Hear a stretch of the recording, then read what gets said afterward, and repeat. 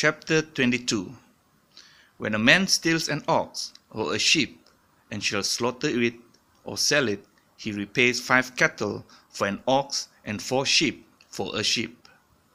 If the thief is found breaking in, and he is smitten so that he dies, there is no guilt for his bloodshed.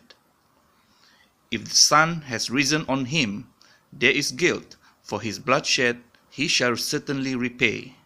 If he has not the means, then he shall be sold for his theft. If the theft is indeed found alive in his hand, whether it is an ox or donkey or sheep, he repays double. When a man lets a field or vineyard be consumed and let loose his livestock, and it feeds in another man's field, he repays from the best of his own field and the best of his own vineyard.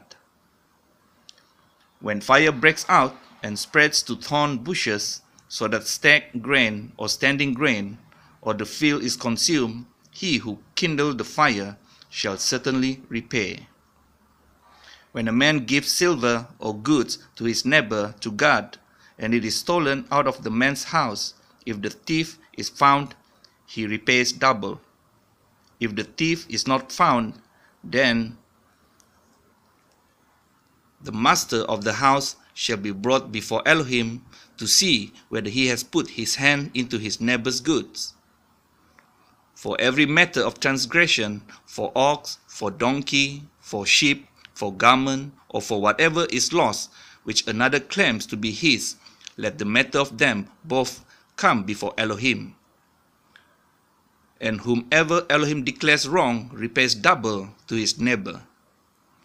When a man gives to his neighbor a donkey, or ox, or sheep, or any beast to watch over, and it dies, or is injured, or is driven away while no one is looking, let an oath of Yahweh be between them both, that he has not put his hand into his neighbor's goods, and the owner of it shall accept that, and he does not repay. But if it is indeed stolen from him, he repays to its owner. If it is torn to pieces, then let him bring it for evidence. He does not repay what was torn. And when a man borrows from his neighbor, and it is injured or dies while the owner of it is not present, he shall certainly repay. But if its owner was with it, he does not repay. If it was hired, he is entitled to the hire. And when a man entices a maiden who is not engaged and lies with her, he shall certainly pay the bride price for her to be his wife. If her father absolutely refuses to give her to him, he pays according to the bride price of maidens.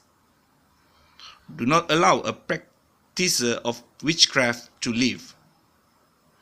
Anyone lying with a beast shall certainly be put to death. He who slaughters to a mighty one, except to Yahweh only, is put under the ban. Do not tread down a sojourner or oppress him, for you were sojourners in the land of Mitzrayim.